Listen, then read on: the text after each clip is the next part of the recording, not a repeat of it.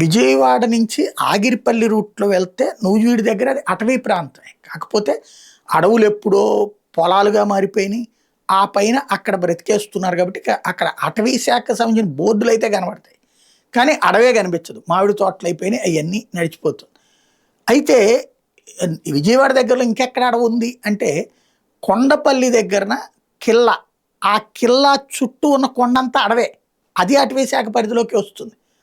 అక్కడ అడవి ఉందని ఇప్పుడు ఎలాగా చర్చకొచ్చిందయ్యా అంటే మిగతా రాష్ట్రం మొత్తానికి కొండపల్లి కిల్లా మీద ట్రెక్కింగ్కి వెళ్ళినటువంటి 4 యువకులు దారి తప్పిపోయారు. దాంతో నిన్నటి నుంచి ఆందోళన.